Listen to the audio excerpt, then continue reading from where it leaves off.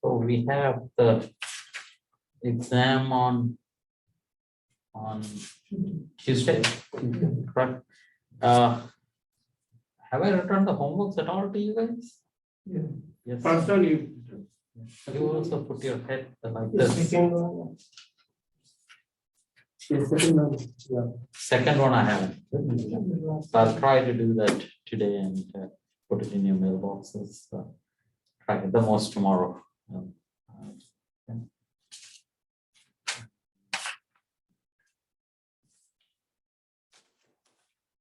And any questions on that? Like, if you guys feel comfortable of what's going to be there, or if you'll say exams are never, we are never prepared for it.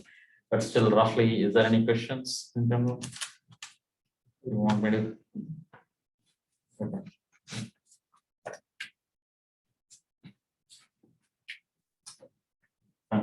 Switch gears.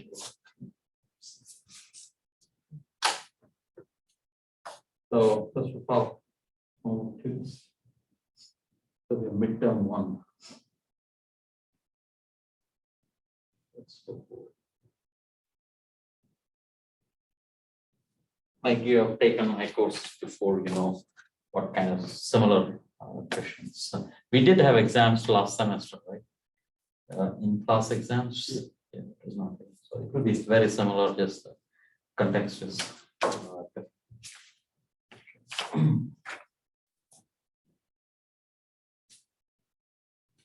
Okay, we sort of motivated Maxwell's equation in the Fourier space, and we basically talked about plane wave configurations. And the basic idea is that there is an electromagnetic wave, right? So that was what we said.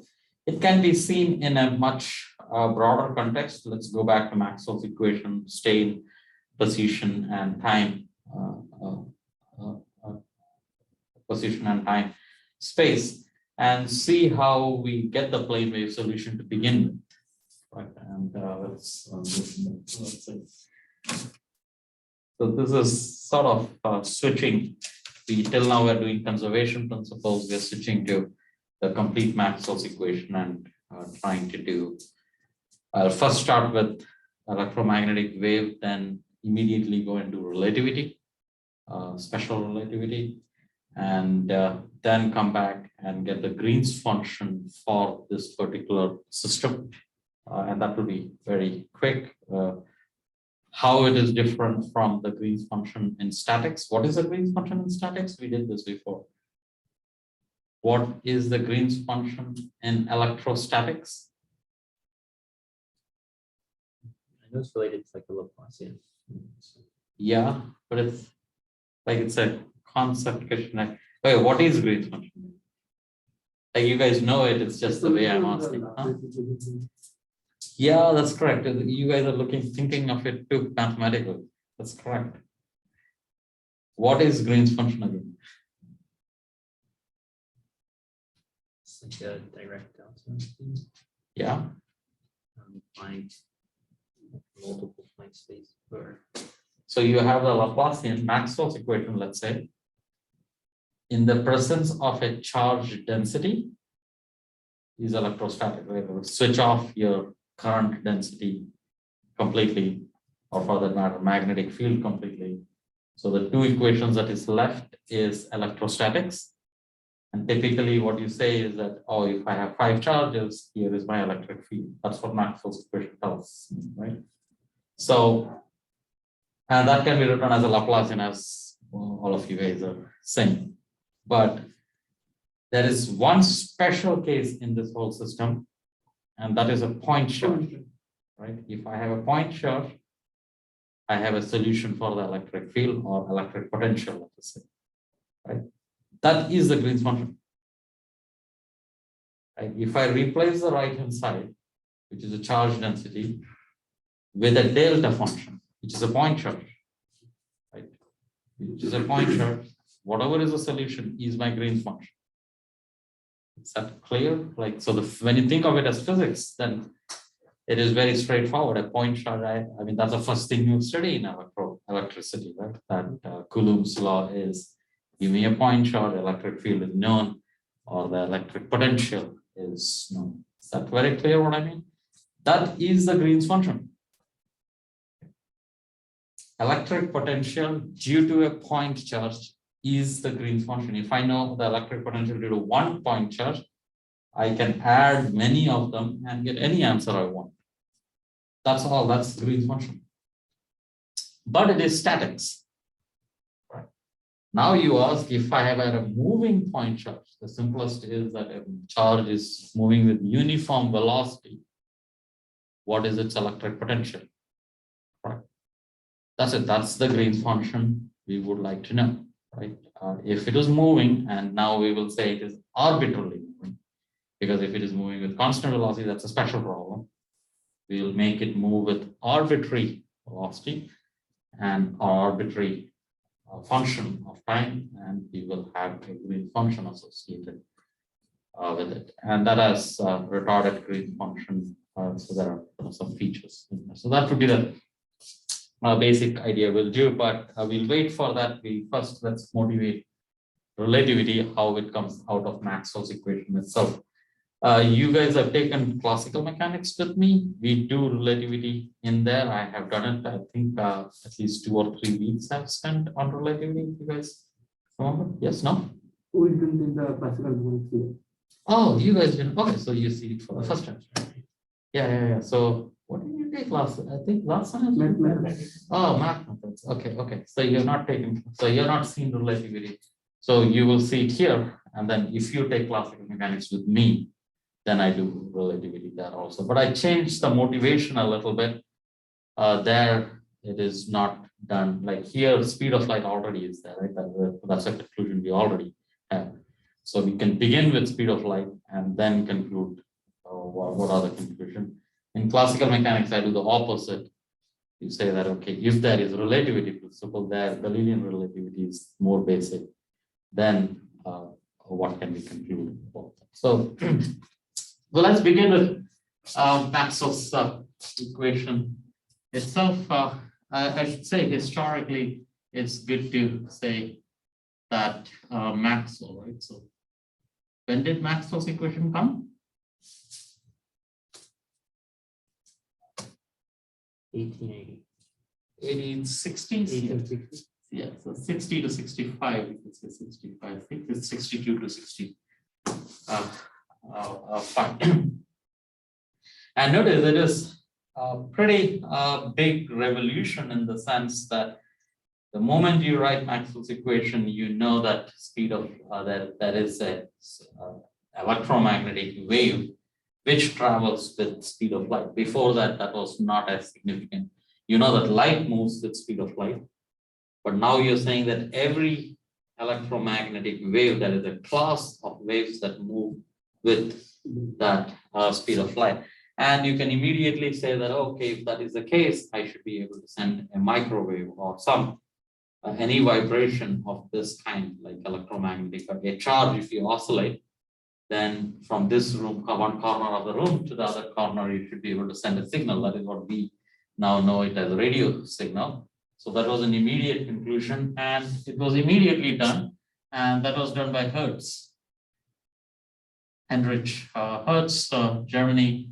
And this probably, I mean, in the complete form, it took about 1880, but I think it depends how you interpret it.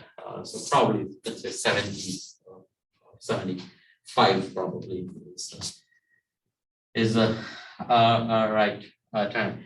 One should also, and that's, this is radio, radio signal going from one corner of the room to the other corner, and then let's see, within few years you had radio in action, complete full form. There's also one more thing that was important, and that's Thomson's model, right? So Thomson, like in whatever we have been doing until now, we interpreted that if you have an electron or any charged particle, there is an electric field associated with it, right? So you have, let's say, a positive charge, and there is electric field associated with it. Now, its energy E is it's having a kinetic energy of mv square, but it could also be having energy everywhere distributed in the electric field. So, now that's plus half epsilon dot E square. And what Thomson's idea was that if this is the case, if I were to interpret this as mc square, and he suggested that this is actually the speed of the the mass of the electron itself. So the mass of the electron is, so you can ask, oh, if an electron has a mass, how do you interpret it? This inertia, right? So mass is inertia, electron is moving. When you have so many lines associated with it, it has to carry that baggage with it, right? So that causes inertia. So Thomson's idea was that this inertia associated with the electric field is what we see as mass. So that was a proposition he made, and that's called, that was one of the first electron idea that electrons exist itself, and that's called the electron model. That has not been completely successful, but the idea that electromagnetic wave has an associated mass, that remains, right? If you have this much of energy, you can connect it with mc square, and immediately you can associate a mass, effective mass to any energy system. So those were the three big ideas immediately, or two big ideas that came immediately from Maxwell. Pretty much a revolution, you can say. It led to an explosion of ideas. Like the moment, this is very clear, right? Once you have radio wave, and it's a huge thing, you can think of multiple applications. So let's motivate this. Let's go back to 1865, and we have Maxwell's equation. Let's delve out it with epsilon E is equal to rho. So dotted with B is equal to 0 del cross E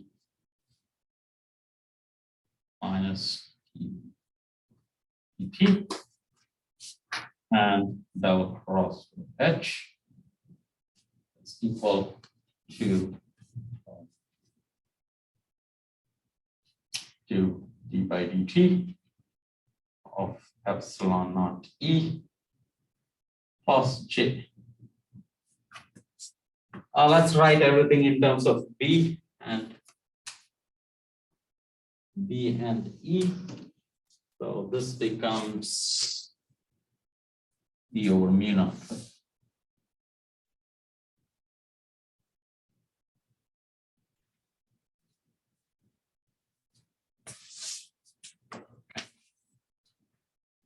So we are now wanting no statics, so we have to keep all the four equations together. Basic idea is get second order differential equation, and we will see that they are wave equations.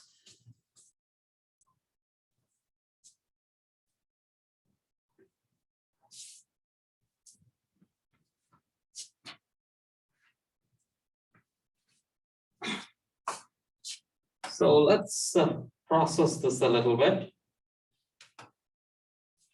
Let's do this. Let's do curl of this equation. So we have So cross with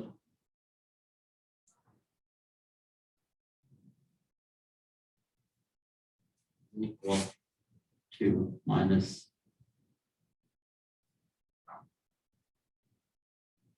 the true equation. If I start from third Maxwell's equation, I get this.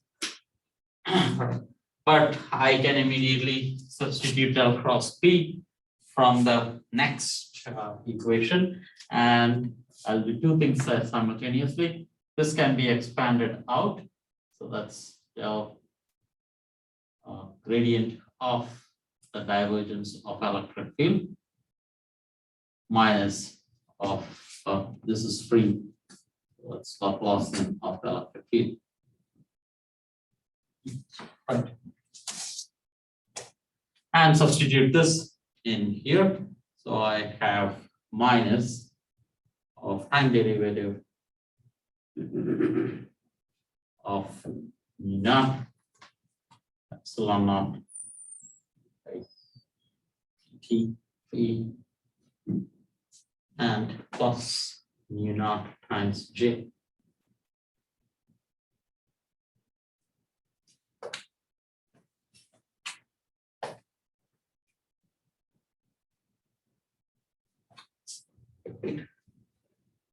So it's just manipulation at this point. Let me replace this by rho, right? So that I can have the sources on one side and electric field on the other. So here, let me move this to the left afterwards. So this is minus of the Laplacian plus mu naught epsilon naught and second derivative electric field. So that's these two terms taken care of. And on the right side, what I have after that, what I have remaining is, oh, this is not rho, right? It is rho over epsilon naught. So it is equal to minus of 1 over epsilon naught gradient of rho and minus mu naught of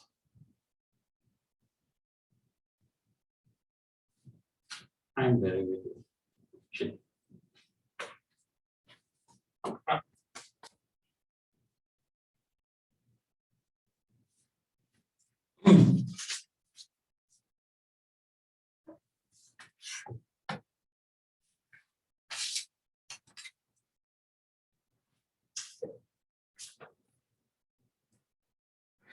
You can process this a little bit if you want, like make it a little uniform.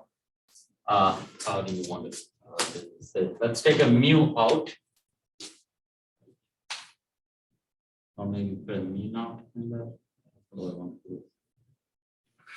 Yeah, take a mu naught out. So this is minus of mu naught times 1 over epsilon naught mu naught. Inside.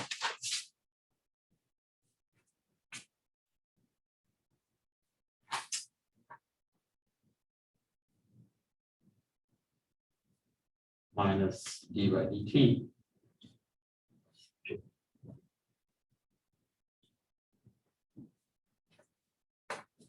So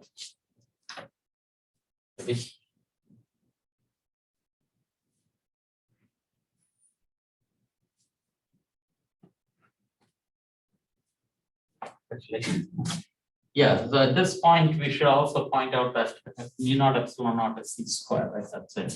Understanding we have all through. That's 1 over c squared.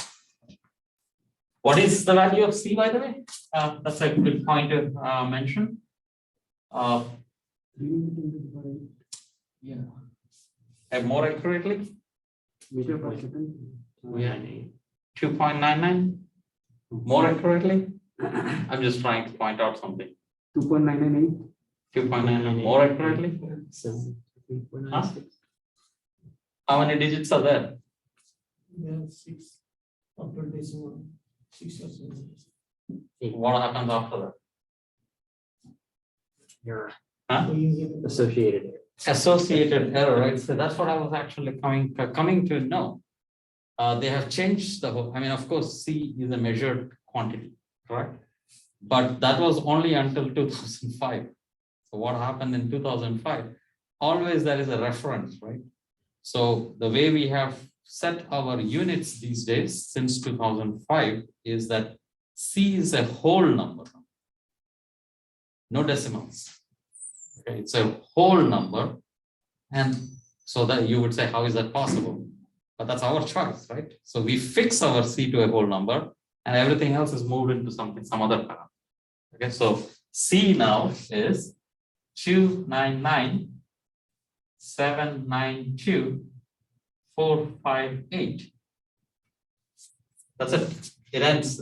It's a complete whole number. Okay, meters per second. You'd say, oh, that doesn't make sense.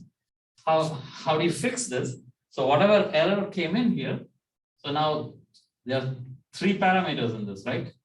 Mu naught is also fixed. So 4 pi into 10 raised to minus 7. What's mu naught I over R, right? So it's Tesla meter over amps, right? That's here. And epsilon naught has all the error associated. So whatever was changed, these two give you epsilon naught. So earlier epsilon naught was 8.85 times so many. So those digits will change. Okay. Epsilon naught is 1 over mu naught times C squared. Is that clear? So you really did not change anything, but it's interesting to know that that's a 9-digit number. Does that work as a phone number? No, right? 10 digits phone number. 10. Okay, so that's just for information. So in that way, so this is minus radian squared plus 1 over C squared.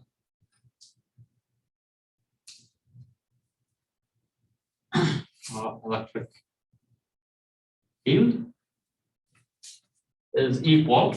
So let me do one more thing. So this is C square right now. So that is a C square in the numerator. So let me pull one of the C out. This is minus mu naught times C times gradient of C times rho minus 1 over C d by dt times J.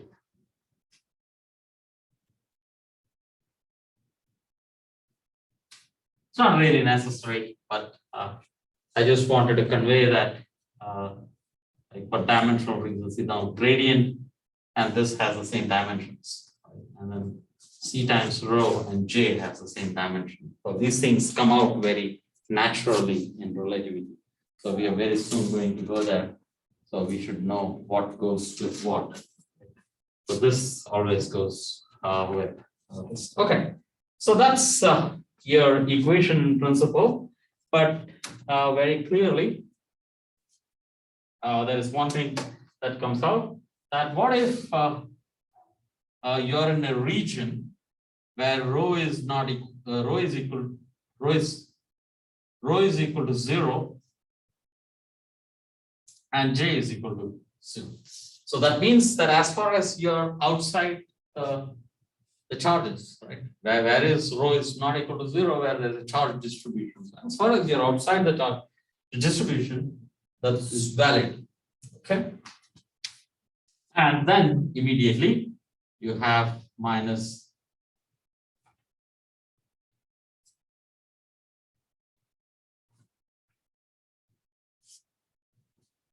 is equal to 0, right? And this can also be written as our position. And what's the specialty of this equation? What is this equation called? This differential equation?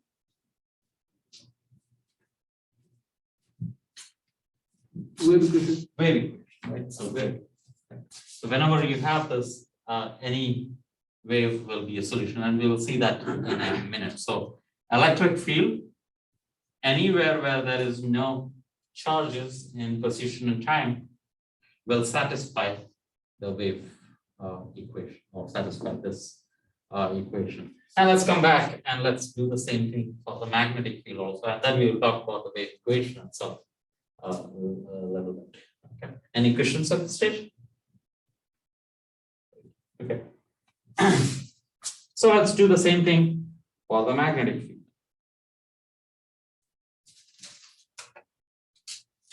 So magnetic field is this the same procedure. Let's start from here and take the curl line. So this is so L cross D is equal to mu naught epsilon naught d by dt of L cross E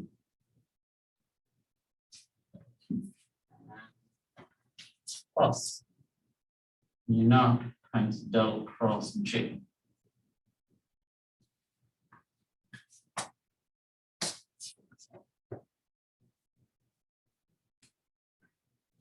Same idea. To this, we have divergence of, gradient of the divergence of the magnetic field minus the Laplacian of the magnetic field is equal to, replace this. Now I can write this as 1 over c squared. That's d by dt. Del cross E is nothing but minus dv by dt. And that's here plus mu naught. That's del cross of J.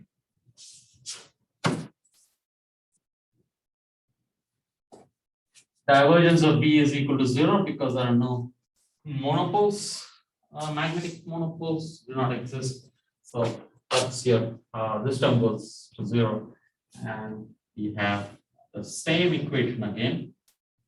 The Laplacian plus 1 over c squared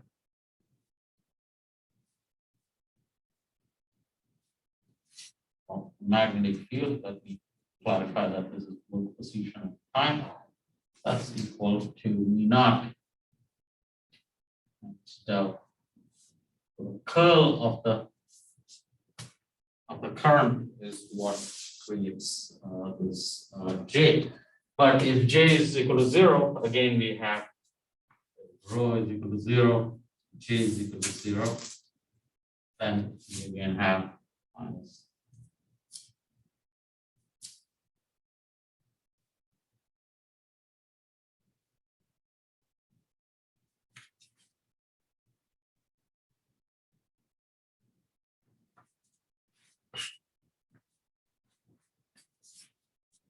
Okay.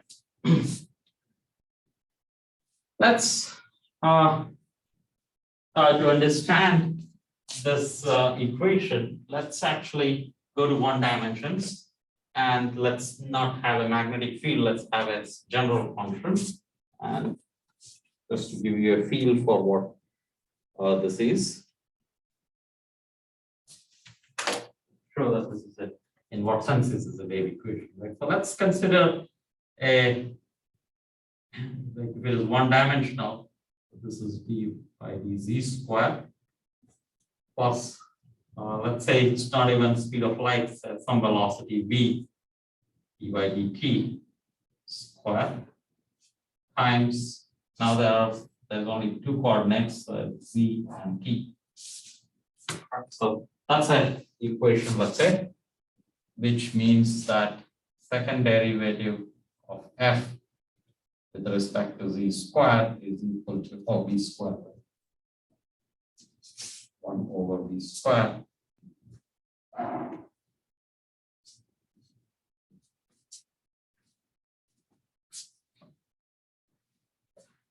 And then we ask what function satisfies this equation? Which particular function satisfies these equations. Can you think of a elementary function that satisfies this equation? Logarithmic function. Logarithm. Okay, so let's try. What logarithm? Okay, log, right? Of what? I just put 1 by b squared, so don't use 1 by Oh, v is a parameter actually. You can set v equal to 1. How about that? I think it's v is not relevant. It's a constant, right? Z and so we are interested in a function f of z and t, which should satisfy this equation.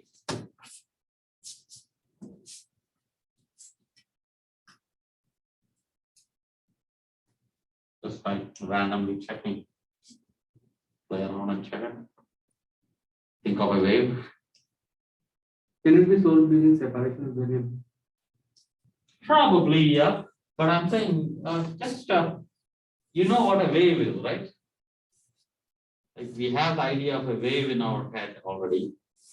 And now just trial and error and do it.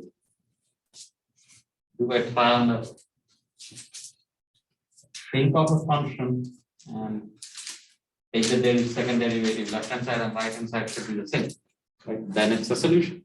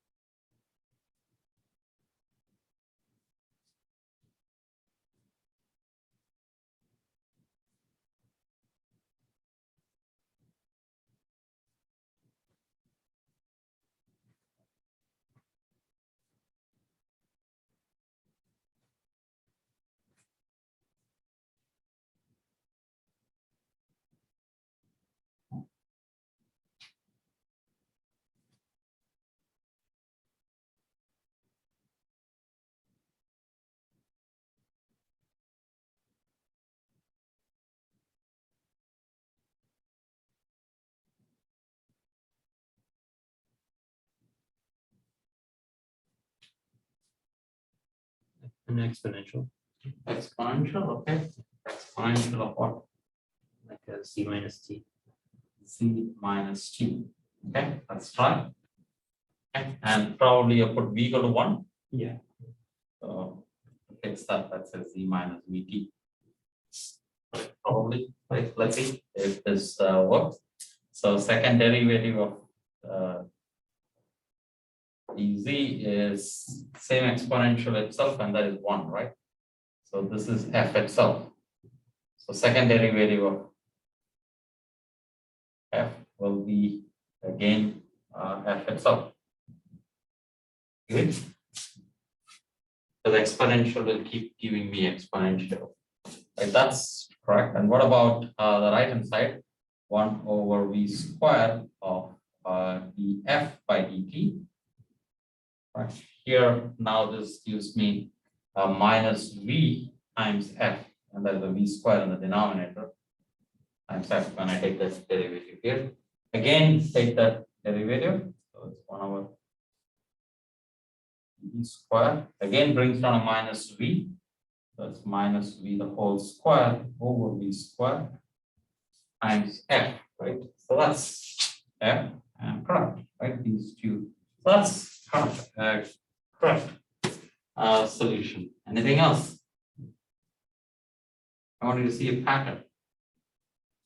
That's a correct solution. Good. Can you think of another solution?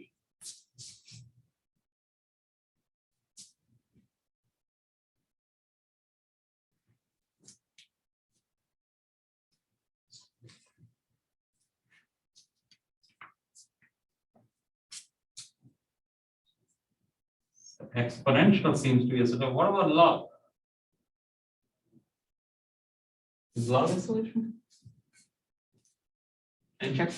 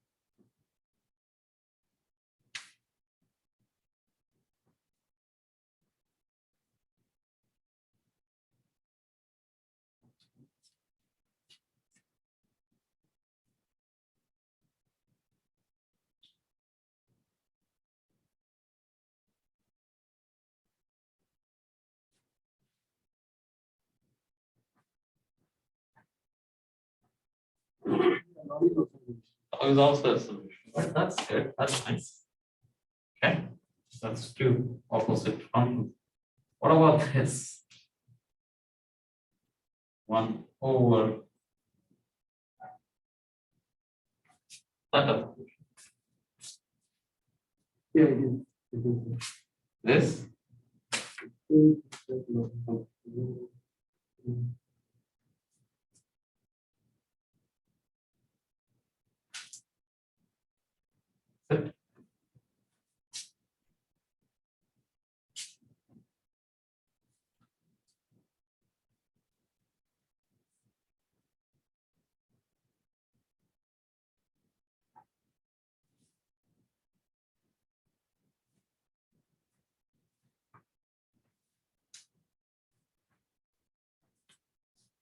This look for a pattern. So, yeah, you are right that this is also a solution. But then, what's the important piece in all this? Z minus VT. Z minus VT, that structure is the only thing that matters. You can take any function you want. Any function, as far as the structure inside is Z minus VT, it will be a solution. Is that convincing? Right. Okay, so let's see that. Okay, so I'm finding that any function, like you take your favorite Bessel function or elliptic integral, take your most complicated function you want, and it will be a solution of this equation. So let's see what I mean by that. Let's call this S. Right?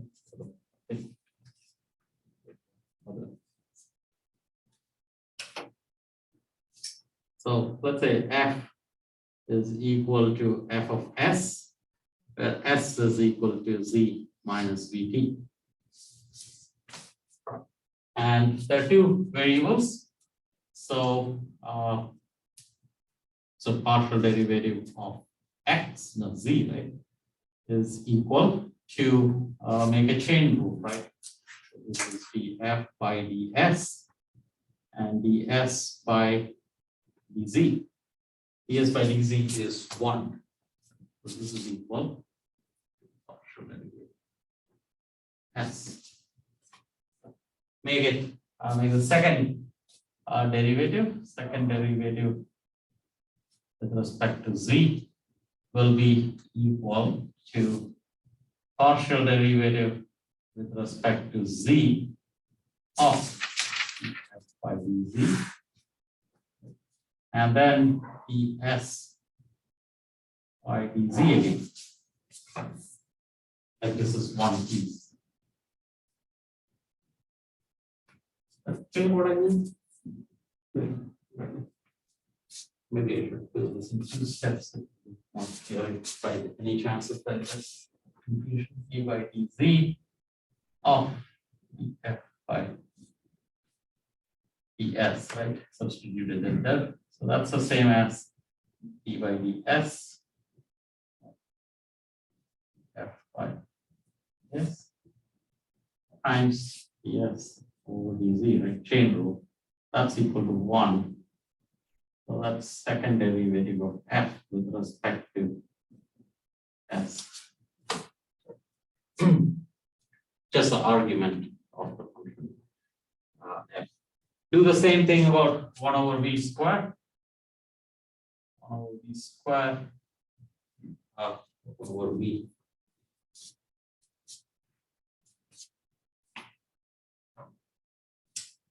df by dt is equal to 1 over v df by s times ds by dt.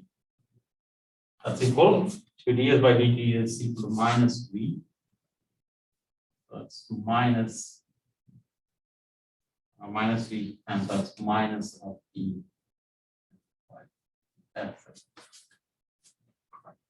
The same idea again. So this is 1 over v squared. Second derivative of f with respect to v squared is 1 over v T of this. Right?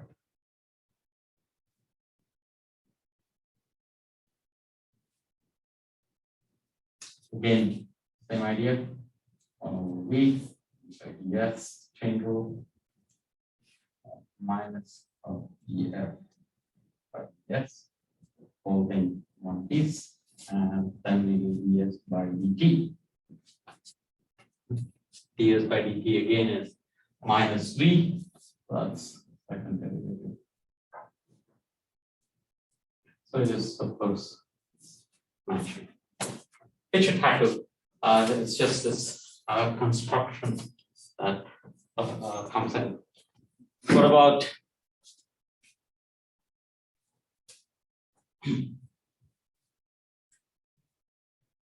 like actually this is much more generic. This is like now that you see this, correct?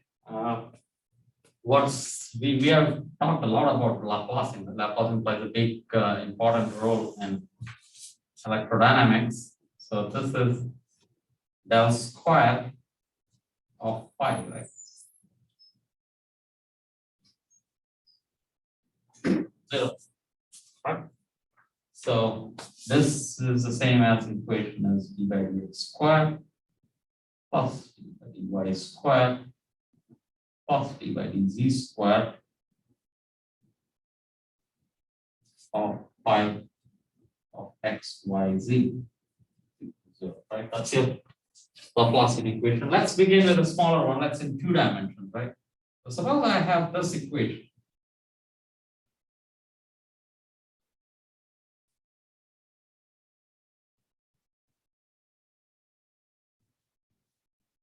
What can you say about a most general solution for phi? Phi has to have some structure in there.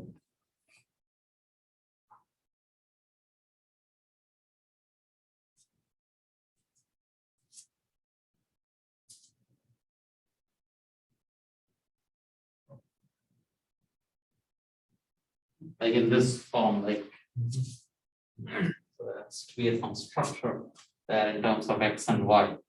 You can make it function like sine, cosine. More general, yeah. Like by trigonometric function, you're saying that, oh, if I have sine second derivative of that, this is also sine second derivative of that. But I'm saying more general. Like this is very general, right? Much more general. Any function whose argument is this kind. So can you think of any function whose argument should have some structure which will satisfy this?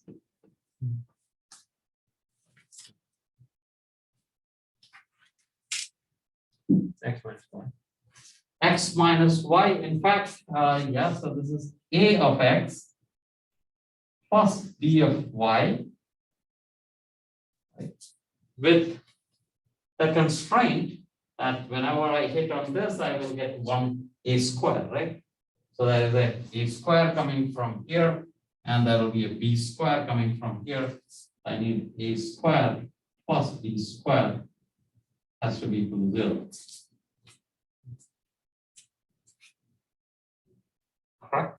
So any construction of this kind, but that should be very bothering. What is bothering? Because even if one is negative, it's not going to count because it's square. Yeah, square of 2 numbers is equal to 0. And we get 0. One has to be complex. Perfect. So this has to have complex. So you can save yourself in the beginning of has gone. So we are out of room. So we give up. But that seems to suggest that no. Complex is a possible. So that's that has a nice feature with spherical harmonics. That is how spherical harmonics comes into our picture, or at least that can be motivated in that manner. It should be immediate at this point. So this is your usual Laplacian.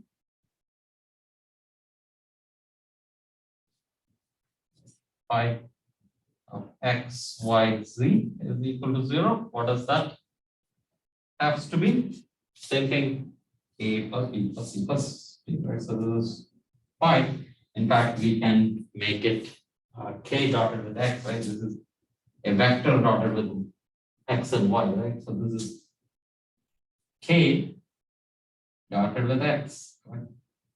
K1 X plus K2 Y plus K3 Y, with the idea that K squared, the K1 square plus K2 square plus K3 square has to be equal to 0.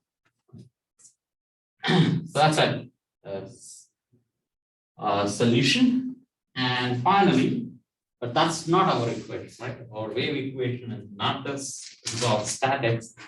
Our equation is three-dimensional plus the time, right? This is gradient square, x squared plus e squared, y squared plus e squared, z squared minus our speed of light, e squared of our electric field, right? It doesn't matter whether it's electric field or any comma t has to be equal to 0.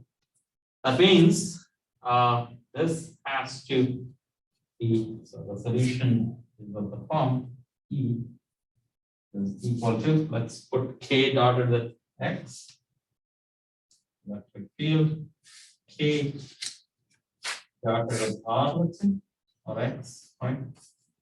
And this one is 1 over C squared. Let me put that as minus omega t.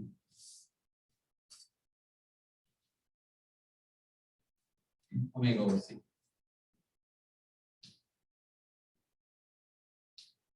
Okay, so that's just a way of writing it. And then I know what's the condition needed is that vector k magnitude square has to be equal to or plus.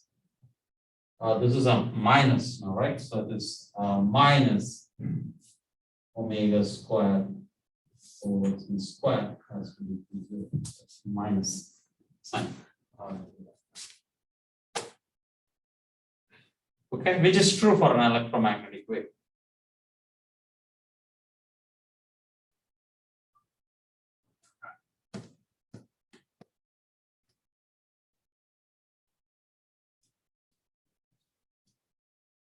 The last line minus. Yeah, why is this minus? Because this was plus, right? So how can I get a minus here?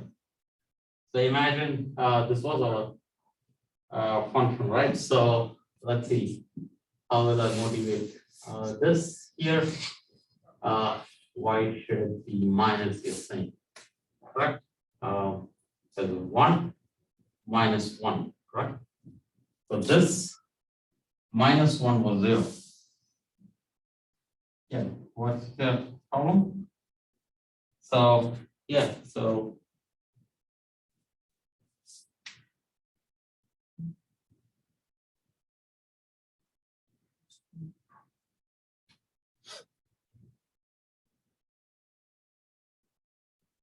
yeah, what's the problem? Take the this. Okay. So let's explicitly do this, right? So electric field of K1x plus K2y plus K3z minus omega over Ct. Right? When I do the second derivative of this, I get the same. I get second derivative of E with respect to S, right? This whole thing is S. And I get a K1 square out, right? So I get K1 square, and then I get plus K2 square plus K3 square. There's already a minus sign in, there's already a minus sign in here. The minus of omega, oh, there's no C here. There is no C here. There's an omega square, and then there's a C square. So there's an omega square over C square, and then d square E over ds square. has to be equal to 0. If this is not 0, we say that otherwise that's one possibility, but this is what is. So that minus sign is just coming from here. It's just it's slightly different from here. I think the better way of saying this is that in statics, the only possibility is that A and B is complex. Right? At least one of them has to be. Here we can have real cases like frequency and wavelength is real. Right? We can have real solutions.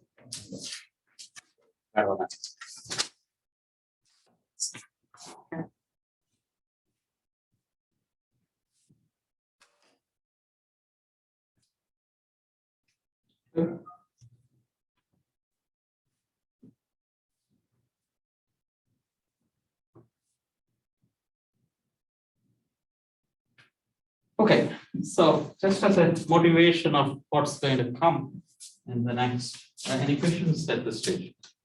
Yeah. So what we have done like to this point is to find a general form of solutions for delayed equation. Yes, any electromagnetic wave should have this structure. That's what we are saying. What are we saying?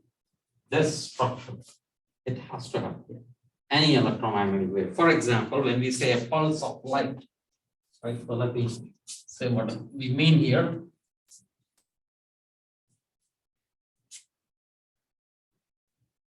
So, or another way of looking at this. So, for example, like often we think of a pulse of light like this. This is the electric field. Like an electromagnetic wave, we think of it as oscillations, monochromatic waves, but that's also a pulse of, when you think of a laser pulse, it's coming in, it decreases in amplitude and then goes. As a function of time, this is moving. So think of the center as moving with speed of light, and possible representation of this is minus of k dotted with r minus omega t. Right, let's say square of this. That gives me the Gaussian structure, and this whole center of point is moving. So that could be a representation of a pulse. But then you say that, oh, I always thought electromagnetic wave is a monochromatic wave. Fourier transform this. Fourier transform this, and this is built out of all monochromatic waves. But an electromagnetic pulse could be, or a general electromagnetic wave that you use to talk on phone is not monochromatic, right? That can have the structure. So you say hello, like, or just make a voice, just one tone. So for a moment it exists, and then it's zero, right? And that keeps moving, right? It's something like that then. And it can be broken into Fourier transform with an electromagnetic wave. So, but they will always have this form. They have to have, if they need to have the speed of light coming in. Like if they have to satisfy this equation, like all the Maxwell wave equation, they have to have this structure, right? Whenever there is no source. That's all I'm trying to say. Is that clear? If there is source, If there is a source, then it goes inside, right? So usually source emits light, right? Right there, it's not very well defined. If there is a source, what the best you can say is that in that region, conservation principles has to obey. Whatever is a gradient of charge has to be the same as the time derivative of the current. So there are constraints on how they can move. But given a rho and a j, then electric field always is of this kind. That's the interesting because you cannot never enter the source, right? I mean, think of charge as an antenna, right? Antenna where there is j, you never talk about inside that. That's very always interesting outside an antenna. So it's okay. why you use this square? Oh, square? No, it doesn't matter. Just because it's a Gaussian. I mean, I thought this was, I was constructing a Gaussian, that's all. It doesn't really matter. This is also an electromagnetic wave. Like I just know that a Gaussian wave is like this, right? So that's why I was trying to make it like that. But that's also an electromagnetic wave. Like if you put that in, it satisfies the equations, Maxwell's wave equation, so it must be an electromagnetic wave. But this is more in probably it's more Gaussian is more used in a lab. Does that make sense? If somebody gave me the equation, can I construct a card from this equation? Ah, so you're asking what source will create this? That's a harder question. That's a hard. Actually, this is easier. No, that's easier, right? You're saying, yeah. So now you put that in here, correct? Electric field. So now you have this part done, right? Now you know the left hand side, and then you're asking what change in rho will provide me that. So you have to solve this equation. Like this equation has to be equal to that, and there was a curve of J has to be equal to that.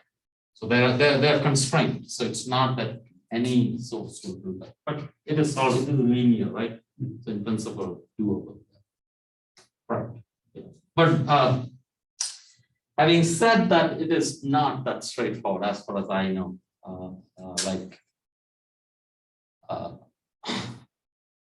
Like radiation is a tough problem.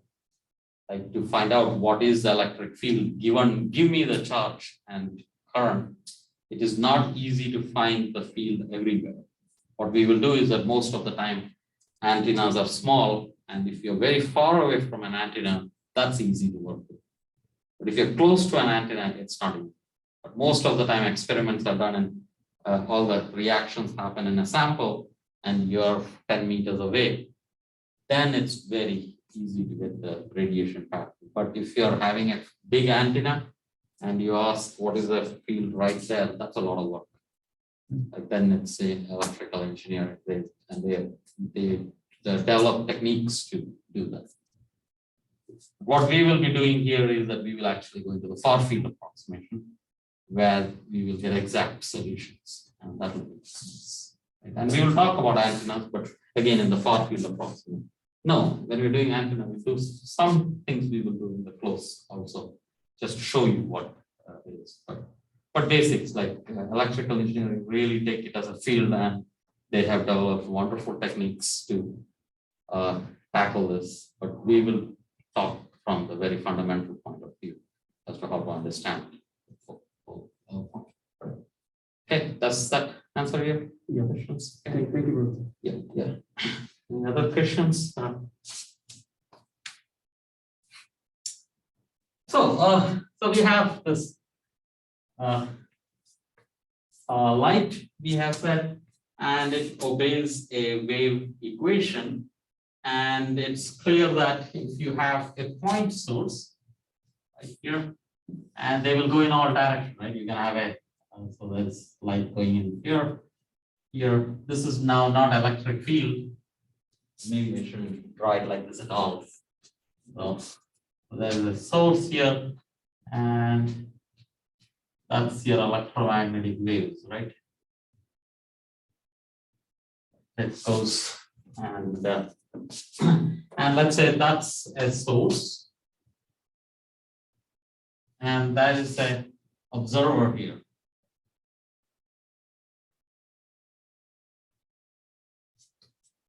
And again, it is sufficient to think of it as a what am I saying?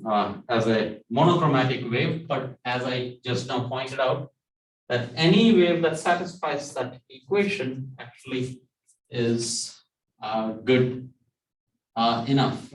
In fact, you can see that how far does this, if this is going, so each of this point goes at speed of light, right? How far does this go? So this is r, right?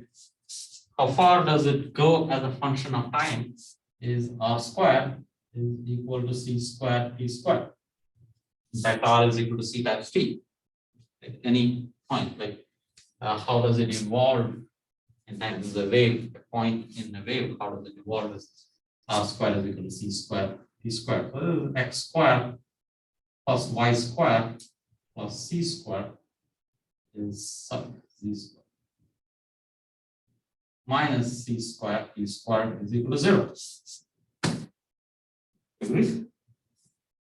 Now, here is what becomes very hard now. Let's say the same system is being, so this was a person sitting here. He made that observation. In fact, make this observer, or actually make this observer sit at the origin. So the person sitting here measures the Earth, right, X, Y, and Z. And you note that, oh, as time goes, this point keeps going, and that's the observation. But there is another point, another observer who could be sitting here. Now, his coordinates are different. But overall, this is also, as far as this observer, like experimentally, what has been seen is that this observer also sees this point moving at speed of light. Like the speed of light stays the same. That's the experimental fact by 1905 also. Right? Earlier, the moment Maxwell came in, he said epsilon naught mu naught is a constant, and then they thought, oh, what does this mean? This is a property of medium, and so on. But it is the same, right? So that means even though the coordinates are different, so here there is x, y, z, and t, and here there is x prime, y prime, and z prime, and let's put t also t prime, right? We are going to motivate that time also is different. But still, this equation remains the same.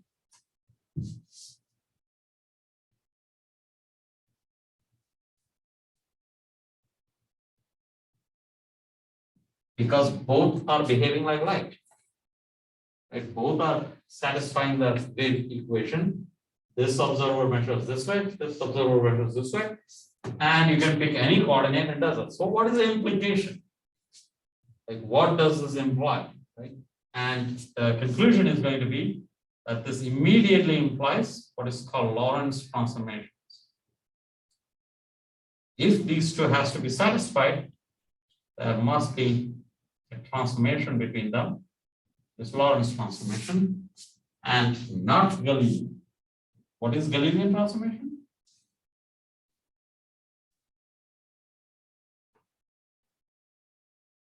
Okay, we consider velocity v.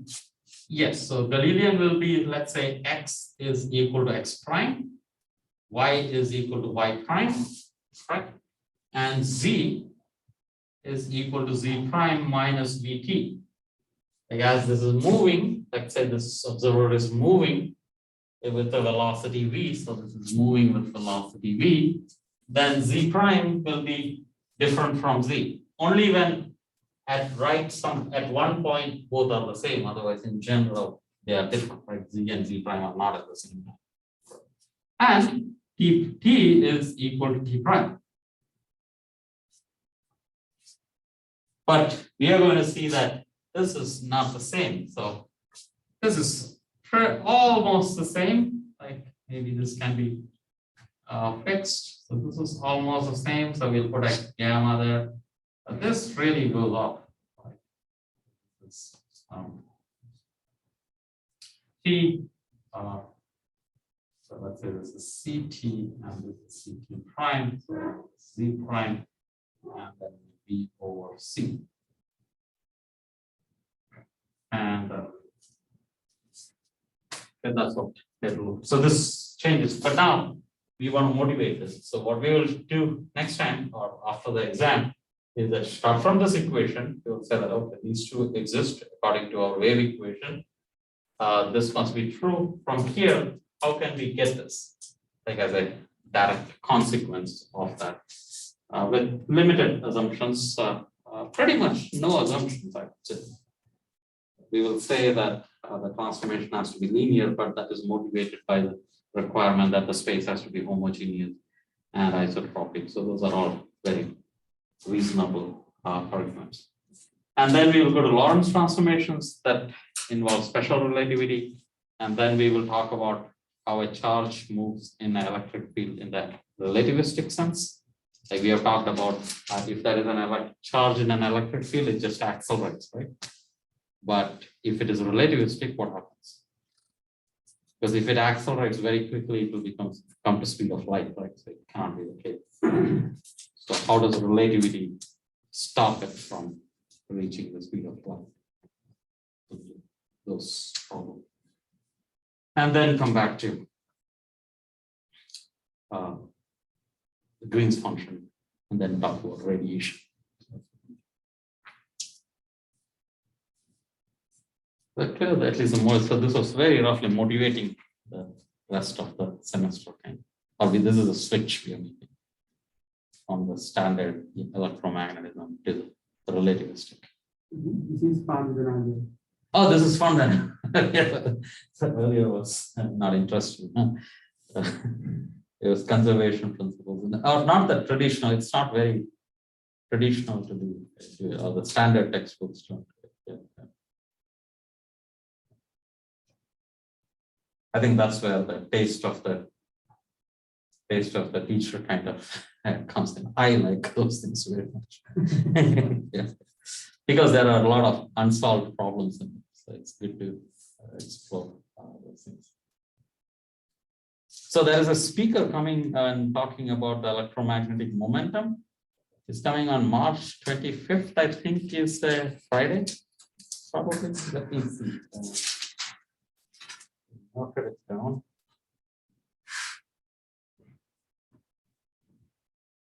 March. Yeah, March 25th is a Friday at 4 p.m.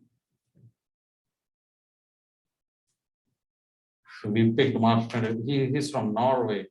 So there is 1 week when the time difference is a little smaller. So because it will be very late, like 4 o'clock here means 11 o'clock there.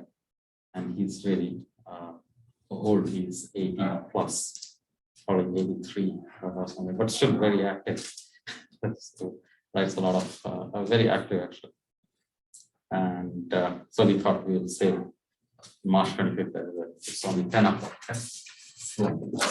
You said what the talk was going to be? Abraham Minkowski momentum. Oh, cool. Okay. So there is this, we still do not understand the electromagnetic momentum inside a medium. Like when an electromagnetic wave moves through a medium, we would like to know how much momentum it imparts, right? And we don't know. Even experiments are not able to separate. And he's sort of an authority on that subject. So he should be able to give us a so I asked him that, to give an overview of this, and he has some work related also, but probably overview will be the major part of it. So I have a question. Yeah. So like when we talk about like medium stuff with these dielectric and stuff, do they like intrinsically have mass? Does the medium Yes. have mass? Yes. Yeah. Like that is a usual mass m, and so your problem probably you're thinking that when you think about momentum, there is mv also in there. So what you will do is like a typical experiment that you can do is that you have let's say a capacitor, right, and that is a mica sheet filling. This is mica. And make it transparent a little so that this can go through. And that's why probably mica is not a good, let's say some glass, right? That's probably the better. So there's some glass material. And now you put in an electromagnetic wave through, and this imparts a momentum into it. And the question is, can we measure that? And can we decide in a concrete way tell how much momentum it transfers? It's really tiny. That's one challenge that comes in, but that one can get clever and actually get measurable effects very easily. And then one would think that you will settle that problem, but no, then there are arguments that now you can get. Major problem is that d by dt. So there is this G by dt, right? That's where the electromagnetic momentum comes. And that is this derivative with time. And these are oscillatory, 10 raised to 15 times oscillating. And usually you say you average it out. Right? So that averaging itself kills away that term completely, and it is not easy to pick that up. Or interpretation of that is. And again, most of the time, this is also that if someone very clearly and concretely gives an answer, then it works. Authority really helps in this case, that if you have a lot of experience in this and then you claim something, then it's good. Most of the time, people work on it momentarily and leave so that it's not completely answered. There are lots of implications of this. Or maybe I can motivate it this way. So one of the things that is the following. And this is, yeah, so you have energy, right? Think of, take any configuration, a sphere, let's say, and we have this problem, right? What is the pressure on this? And so there's a charged sphere. Okay. And now let us say that this is static, and you take all the energy, and you relate it to mc squared. That's what I earlier said, that take the energy, connect it with mc squared. So you can say there is an effective mass in this manner. Now make this move with some velocity v. And again, this whole energy moves. Now there is a momentum you can associate with this. Electromagnetic momentum comes into picture. So this is momentum now. And again, say this is mass times v. Right? And let me call this m and m prime. There are two definitions of mass I bring in, right? And these two should be the same. There is no way you can have different masses. And it turns out, and that m prime is 3/4 times m. So it's not clear why. That cannot be true. And this is many have reported on this. It's not just Dirac has reported on this. Poincaré has reported on this. Schwinger has reported on this. So they all try. So it seems something is missing. Like that's not, and the 3/4 is where the number comes. Either something very simple or something very. I mean, I'm trying to do 3/4. I mean, you get it experimentally, this value. No, this is a calculation. Now this is theory, right? I'm saying this is theoretically something is missing. Not even experimentally. Like experimentally, no. You how will you check this? Because this is all done for a sphere, probably not. And there is some dependence also on this. So that's a little.